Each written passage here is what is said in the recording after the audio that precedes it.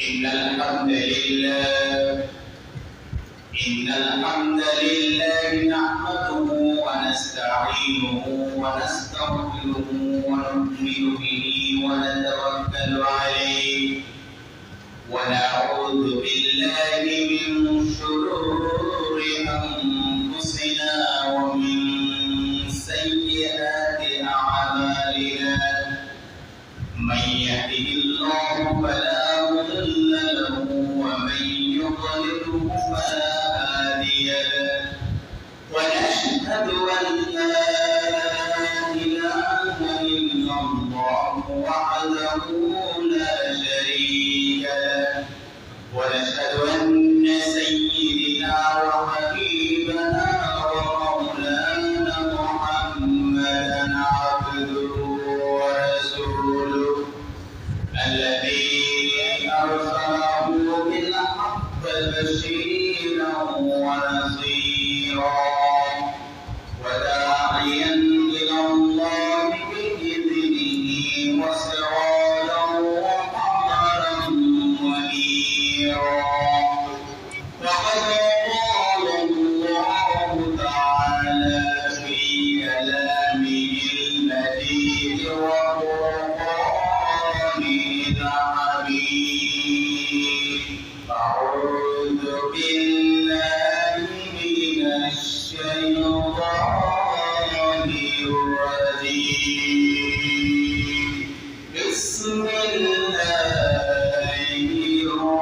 الرحمن الرحيم إن الله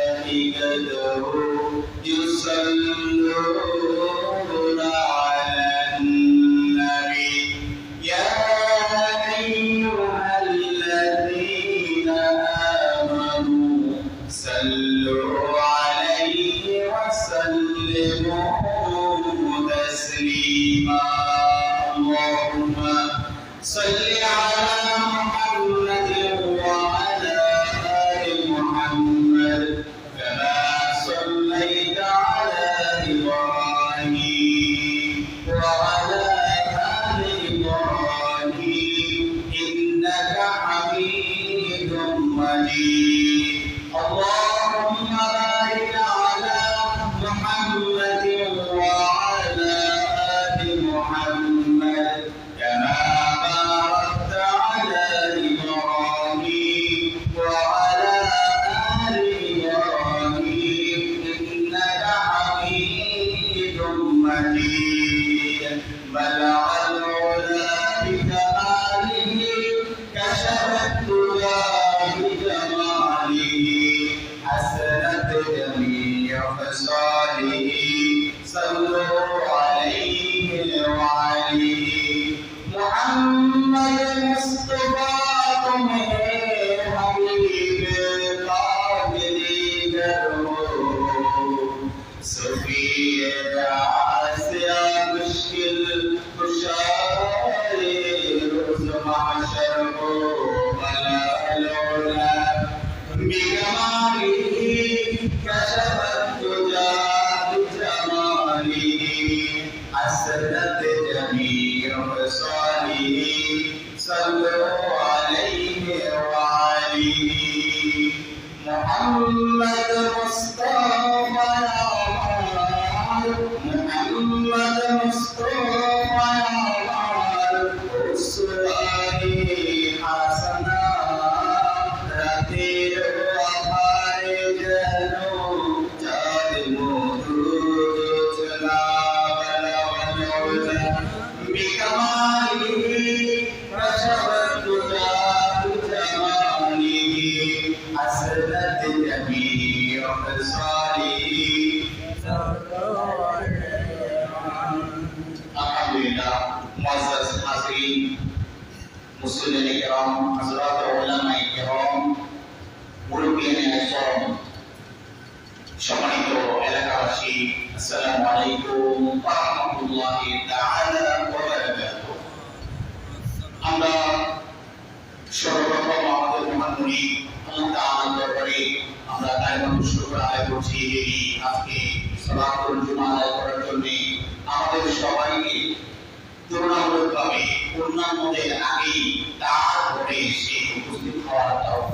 দিয়েছেন সেই মনিবের দরবারে আমরা সহজ করে আদায় করছি আলহামদুলিল্লাহ। আজকে আপনাদের সামনে আমি যে খুতবাটা পরিবেশন করব ইনশাআল্লাহ বিইজনিল্লাহ বিমাশিয়াতিল্লাহ তাআলা ওয়া তাবারাকা, সেটা হচ্ছে দোয়া এবং মুনাজাত।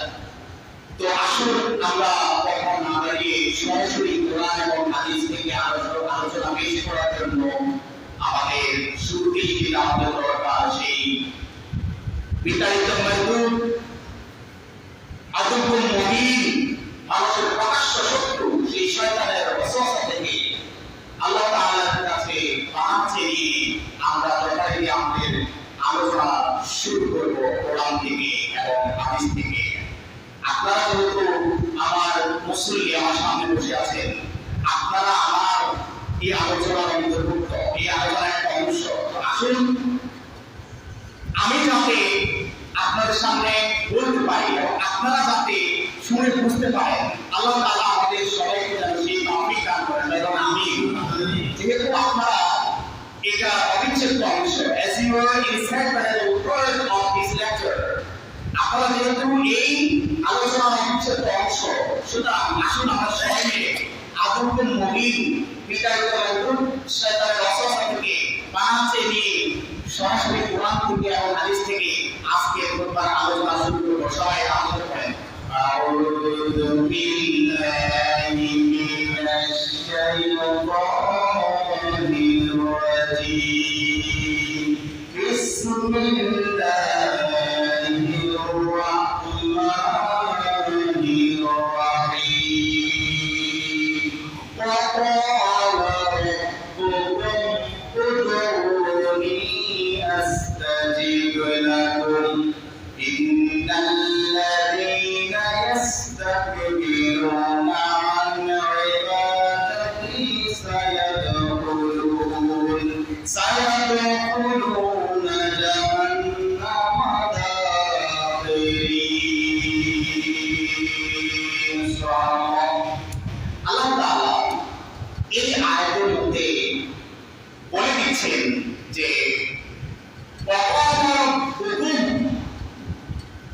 তোমাদের রব বলে দিয়েছেন উদউনি, আমাকে তোমরা ডাকো, তোমরা আমাকে ডাকো, উদউনি, আমাকে তোমরা ডাকো, আস্তাজিব লাকুম, যখন তোমরা আমাকে ডাকবে আমার বান্দা, তখন তোমার ডাকে সাড়া দেওয়া আমার জন্য জরুরি হয়ে যায়। সুবহানাল্লাহ। বান্দা যখন আল্লাহকে ডাকে তখন বান্দার ডাকে সাড়া দেওয়ার জন্য আল্লাহর জন্য কি হয়ে যায়? জরুরি হয়ে যায়। সুবহানাল্লাহ। আমরা বান্দা, তিনি আমাদের রব, অথচ তিনি বলছেন, এটা কার কথা? আল্লাহর কথা। কার কথা? আল্লাহর কথা।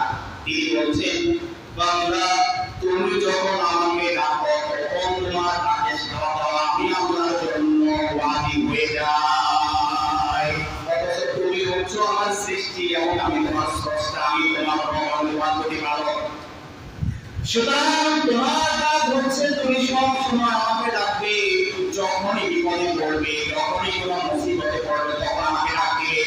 দুনিয়ার কেউ যদি তোমার কোনো আহ্বান না শুনে, তোমার ডাক যদি না শুনে, তোমার বিপদে যদি না আসে, আমি রবের পক্ষ থেকে আমি তোমাকে গ্যারান্টি দিচ্ছি, যখন তুমি আমাকে ডাক দিবে সাথে সাথে আমি তোমার ডাকে সাড়া দেব। সুবহানাল্লাহ।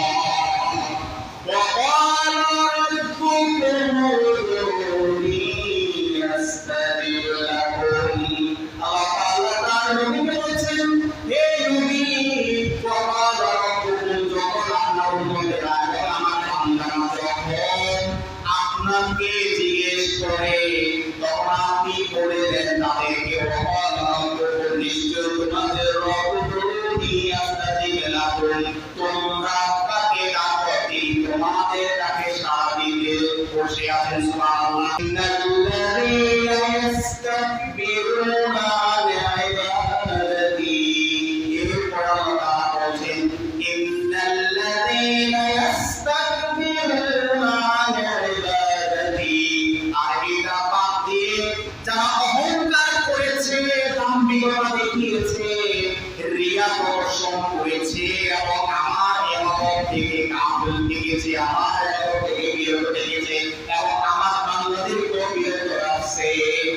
এর জন্য কি রয়েছে পরিণাম স্বরূপ আল্লাহ তাআলা বলেন সায়াকুলুনা জাহান্নামা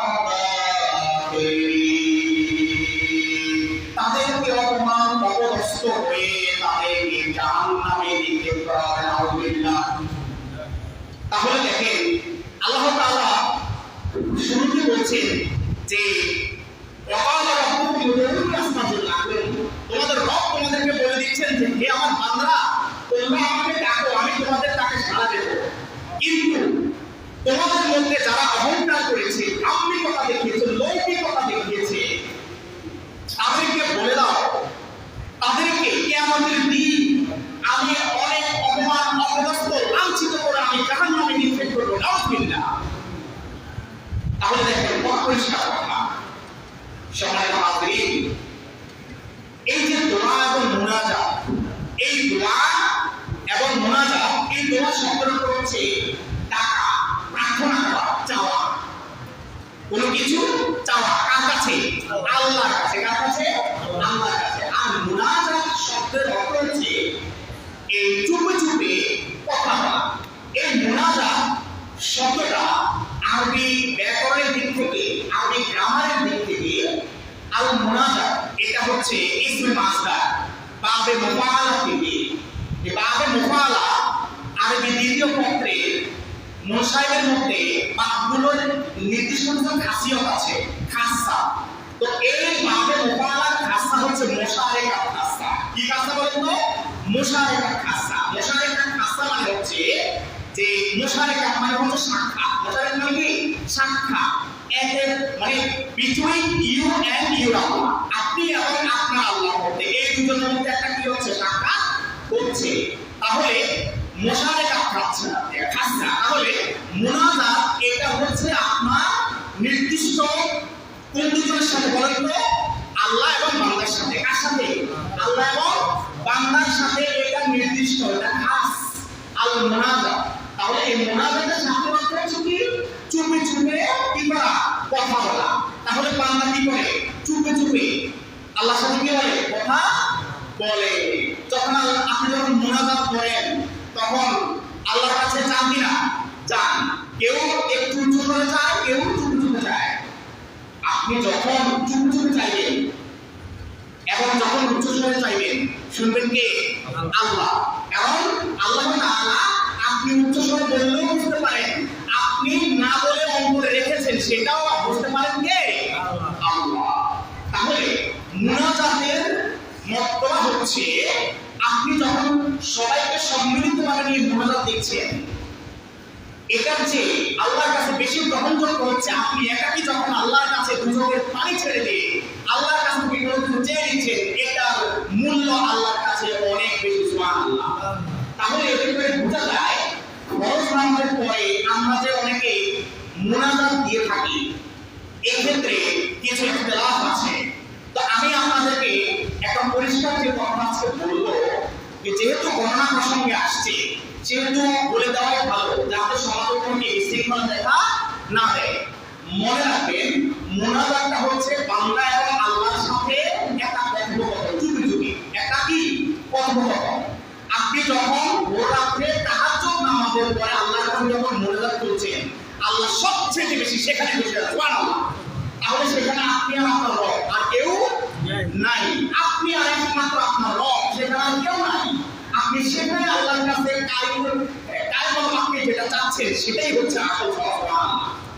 তাহলে আসেন যে এই মসজিদে আমরা যে ফরজ নামাজের পরে যে অনেকে মুনাজাত দিয়ে থাকি, বা অনেকে আমি এমন শুনেছি অনেক মসজিদে আপনাদের এখানে হয়তো নেই যে মুনাজাত না দেওয়ার কারণে হুজুরের বিভিন্ন সমালোচনা, আবার মুনাজাত দিলে আবার বিভিন্ন সমালোচনা। আসলে আজকে জিনিসটা আমরা সুন্দর করে সমাধান করার চেষ্টা করি বিসমিল্লাহ। এই মুনাজাতের বিষয়টা হচ্ছে ফরজ নামাজের পরে আমাদের মসজিদে সব মুসল্লি একসাথে নামাজের অংশগ্রহণ করতে পারে না। অনেকের তাহাজ্জুদের কারণে কেউ এক রাকাত কেউ দুই রাকাত নাও পেতে পারে। লাহিক মাসবুক মুদরিক, এই মুসল্লিদের মধ্যে তিনটা রাকাত আছে। লাহিক মাসবুক মুদরিক, কেউ জামাতের শুরুতে অংশগ্রহণ করে, কেউ মাঝখানে অংশগ্রহণ করে, কেউ একদম লাস্টে অংশগ্রহণ করে। এখন আসে যারা লাস্টে অংশগ্রহণ করে বা মাঝখানে সাহেব অংশগ্রহণ করে ইমাম সাহেব সালাম ফেরানোর পরে তাদের কি বাকিগুলো আদায় করতে হয় কিনা? হয়। সেই সমস্ত ক্ষেত্রে আপনি ফরজ নামাজের পরে মুনাজাত দেন, ঠিক আছে, তবে মুনাজাতের চুপি চুপি কথা বলা। কি কথা বলা বলতে? চুপি চুপি কথা বলা। কার সাথে? আল্লাহর সাথে, রবের সাথে। আপনার এই মুনাজাত এটা নামাজের পরে এটা ফরজ নয়। ফরজ হচ্ছে যিনি এই আলোচনাটা, যিনি নামাজটা শেষ করতে পারেন নাই, যিনি শুরুতেই অংশগ্রহণ করতে পারেন নাই, তার বাকি নামাজ শেষ করা হচ্ছে তার জন্য ফরজ। তো সুতরাং আপনি যদি জোরে মুনাজাতের শব্দগুলো উচ্চারণ করতে গিয়ে যদি তার নামাজে যদি ক্ষতি হয়, আপনার মুনাজাত তো আল্লাহর কাছে কবুল হবেই না, উল্টো আপনি আরো দোষী গুনাহগার হয়ে যাবেন। নাউজুবিল্লাহ। তাহলে এখানে পরিষ্কার কথা হচ্ছে, আপনি যখন ফরজ সালাতের পরে মুনাজাত দিবেন তখন আপনি চুপি চুপি দোয়া করেন। ইমাম সাহেবও চুপি চুপি দোয়া করবে, মুসল্লিরাও চুপি চুপি দোয়া করবে। কারণ আপনি কি চাচ্ছেন আল্লাহর কাছে এটা ইমাম সাহেব জানে না। এই জন্য নিজের চাওয়াটা নিজে চেয়ে নেবেন, এতে আল্লাহ সবচেয়ে বেশি খুশি হন।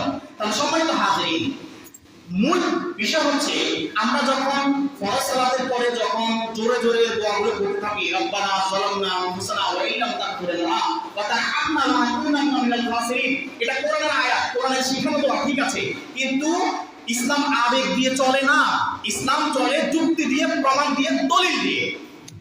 সম্মানিত হাজিরিন, এখানে সবচেয়ে গুরুত্বপূর্ণ হচ্ছে যে মুসল্লি যিনি আসতে পারেন নাই, অংশগ্রহণ করতে পারেন নাই শুনতে, তাকে সুযোগ দিতে হবে। আপনি যদি জোরে জোরে আওয়াজ করে মুনাজাত দেন তাহলে তার মুখ দিয়ে সূরা ঠিকমতো আসবে না, এতে করে তার সালাতে কি হবে? ব্যাঘাত ঘটবে। এতে করে উল্টা আপনি গুনাহগার হবেন, তার মনে কষ্ট যাবে। কিন্তু আপনি যেটা জোরে বলছেন সেটা যদি আসতে বলেন, এমন কি আছে যে আপনি জোরে বললে আল্লাহ শুনবেন, আসতে বললে আল্লাহ শুনবেন না? নাউজুবিল্লাহ। অথচ মুনাজাতের সাথে কথা হচ্ছে কি? চুপে চুপে কথা বলা, চুপে চুপে প্রার্থনা করা, চুপে চুপে চাওয়া। কার কাছে? আল্লাহর কাছে। তাহলে সম্মানিত হাজির, আল্লাহর কাছে চুপে চুপে চাইবেন, তাহলে দেখবেন আর কোন বিশৃঙ্খলা দেখা দিবে না। কারণ ওই দুই পক্ষ সারাদিন তারা শুধু বহস করে মুনাজাত জায়েজ, মুনাজাত জায়েজ নাই, মুনাজাত জায়েজ, মুনাজাত জায়েজ নাই, দ্বন্দ্বের আর শেষ নাই, ঠিক কিনা বলেন? কিন্তু ইসলামের মধ্যে ইত্তেহাদ দরকার আছে, আমাদের ঐক্য দরকার আছে। ঐক্যের মধ্যে কোনো ফাটল ধরানো যাবে না, ছোটখাটো ইখতিলাফগুলো নিয়ে কোনো ধরনের ঐক্যে ফাটল ধরানো যাবে না। ফরজ সালাতের পর আপনি মুনাজাত করছেন, চুপ চুপ আল্লাহর কাছে চান। যিনি লাহিক মাসবুক, যিনি নামাজের পরিপূর্ণ অংশ পান নাই, দুই একটা মিস করেছেন, তিনি সুন্দরভাবে তার সালাত আদায় করতে পারবে। তাহলে আজকের একটা মাসালা ক্লিয়ার হয়ে গেছে তো ইনশাআল্লাহ? কোনো সমস্যা নাই ইনশাআল্লাহ, সব কিছু সমাধান আছে। শুধু আমাদের যদি আল্লাহ সেই সঠিকভাবে বোঝার সেই তৌফিক দান করেন। সবাই বলেন আল্লাহুম্মা আমিন। সম্মানিত হাজির, এরপর আসেন যে আমরা আমাদের ধারাবাহিক আলোচনায় ফিরে যাচ্ছি। এর ফাঁকে আরেকটা কথা বলছি যে আমরা অনেকে বলে থাকি যে আপনার দোয়ায় ভালো আছি, বলি কিনা? কেউ যখন বলে যে আপনি কেমন আছেন, বলি যে আপনার দোয়ায় ভালো আছি বা আপনাদের দোয়ায় ভালো আছি। এটা শিরক। নাউজুবিল্লাহ বলছেন, বলেন নাউজুবিল্লাহ। কেন শিরক? দেখেন, আমাদের কথার মাধ্যমে আমরা আবেগ দিয়ে চিন্তা করছি, কিন্তু কখনো ভেবে দেখছি না আপনার দোয়ায় ভালো আছে মানে কি আপনি দোয়া করেছেন এই জন্য আমি ভালো আছি। নো, এটা নয়। সবকিছু হচ্ছে একটা ওসিলা। সবকিছু কি ওসিলা? আল্লাহ বলছেন ওয়াত্তাকু ইলাইহিল ওয়াসিলা, তোমরা ওসিলা তালাশ করো। ওসিলা তালাশ মানে হচ্ছে আমলে সালেহ। আমলে সালেহ, আপনি সৎ কাজ করবেন, ভালো কাজ করবেন, এটাই হচ্ছে ওয়াত্তাকু ইলাইহিল ওয়াসিলা। তাহলে আসেন যে আমরা যে বলি আমাদের ভুলটা কোথায়? আপনার দোয়ায় ভালো আছি এটা নয়, আপনাকে বলতে হবে আপনাদের দোয়ার ওসিলায় ভালো আছি। বলেন সুবহানাল্লাহ। তাহলে আমরা কি বলবো? আপনার দোয়ার ওসিলায় ভালো আছি। কারণ কোন মানুষ দোয়া দিয়ে, কোনো কিছু দিয়ে আপনাকে সুস্থ রাখার সেই শক্তি সামর্থ্যতা নেই, একমাত্র পারেন কে? আল্লাহ। সুতরাং সব কিছুর ক্ষেত্রে তাকে সুপিরিয়রিটি দিতে হবে, তাকে সবচেয়ে বেশি মর্যাদার আসনে, ক্ষমতার আসনে রাখতে হবে। ইন্নাল কুওয়াতা লিল্লাহি জামিয়া, সমস্ত শক্তির উৎসকে আল্লাহ। লিল্লাহি তাকবীর। তাহলে আসেন আমরা এই ছোটখাটো শিরকগুলো আমরা যাতে না করি। আমরা কেউ যখন বলবে ভাই কেমন আছেন, আলহামদুলিল্লাহ আপনাদের দোয়ার ওসিলায় ভালো আছি, কারণ আপনি দোয়া করেছেন, এটা ওসিলা হিসেবে কাজ করেছে, ভালো রেখেছেন কে? আল্লাহ। সুবহানাল্লাহ, সুবহানাল্লাহ। ইসলাম অত্যন্ত সুন্দর, অত্যন্ত সহজ, তবে যুক্তি দিয়ে, প্রমাণ দিয়ে, দলিল দিয়ে, কোন আবেগ দিয়ে নয়। সম্মানিত হাজিরিন, এরপরে আল্লাহ রাসূল সাল্লাল্লাহু আলাইহি ওয়াসাল্লাম বলেন লাইসা শাইউন আকরামা আলাল্লাহি তাআলা মিনাত দুআ। আল্লাহ তাআলার কাছে সম্মানিত, মহিমান্বিত, দোয়ার চেয়ে অন্য কিছু নেই। তাহলে কি আল্লাহর কাছে সবচেয়ে সম্মানিত কি বলেন? দোয়া।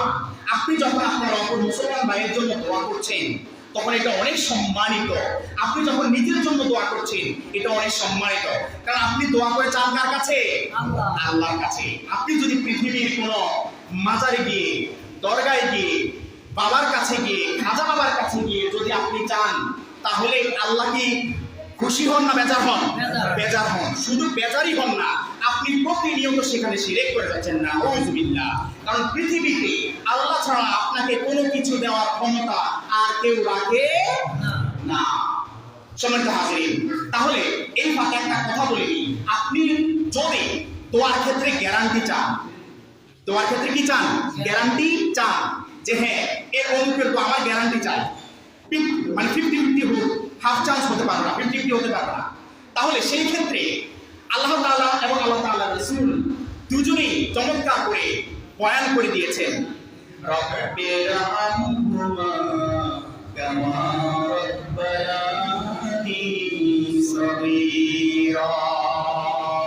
আল্লাহ তাআলা বলেন, তোমরা যখন তোমাদের মা বাবার জন্য, মৃত মা বাবার জন্য দোয়া করো এবং তোমাদের মা বাবা জীবিত অবস্থায় যখন তোমাদের জন্য দোয়া করে, এটার মধ্যে কোনো সন্দেহ নাই, today or tomorrow, sooner or later, আজ হোক কাল হোক, একটু আগে হোক পরে হোক, সেটা কবুল হবেই হবে। সুবহানাল্লাহ। তাহলে মা বাবা যদি সন্তানের জন্য দোয়া করে, এই দোয়ার কবুলের 100% গ্যারান্টি দিচ্ছেন কে? আল্লাহ। তাহলে আমি এই যে অনেক সময় আমরা দোয়া করি, বিভিন্ন মানুষ দোয়া করে 50-50, এই দোয়া আপনার জন্য কবুল হতেও পারে না হতে পারে, 50-50 চান্স। কিন্তু যখন মা বাবা আপনার জন্য দোয়া করবেন তখন সেই দোয়া আপনার জন্য কবুল হবেই হবে। সম্মানিত হাজিরিন, তাহলে আল্লাহর কাছে সবচেয়ে সম্মানিত কি? দোয়া। কি বলেন তো? দোয়া করা। একে অপরের জন্য কি করবেন? দোয়া করবেন। একে অপরের জন্য দোয়া করলে সামাজিকভাবে মিল মোহাম্মদ বাড়ে না কমে? বাড়ে। তাহলে দোয়া কি আমাদের জন্য করা দরকার আছে নাকি নাই? দরকার আছে। সম্মানিত হাজিরিন, এরপরে মুস্তাদরাক হাকিমে আল্লাহ রাসূল সাল্লাল্লাহু আলাইহি ওয়াসাল্লাম বলেন, আদ-দুআউ সিলাহুল মুমিনি ওয়া ইমাদুদ্দিন ওয়া নূরুস সামাওয়াতি ওয়াল আরদ। সুবহানাল্লাহ বলেন। সুবহানাল্লাহ। আল্লাহ তাআলা রাসূল বলেন, মুস্তাদরাক হাকিমের হাদিস, আদ-দুআউ সিলাহুল মুমিন, এই দোয়াটা হচ্ছে মুমিনের জন্য একটা অস্ত্র। আল্লাহু আকবার। দোয়া মুমিনের একটা কি? অস্ত্র। This is a weapon, this is a dynamite, this is an arm. এটা একটা অস্ত্র, এটা মুমিনের একটা কি? অস্ত্র। এই অস্ত্র দিয়ে মুমিন শত্রুপক্ষকে খুব সহজে কি করতে পারে? গায়ে করতে পারে। কারণ শত্রুপক্ষের কাছে যেটা আছে এটা টেম্পোরারি, এটা ক্ষণিকের জন্য, কিন্তু মুমিন অন্তর থেকে আল্লাহর কাছে যে দোয়া করে এটা চিরস্থায়ী। আল্লাহু আকবার। এটা কি?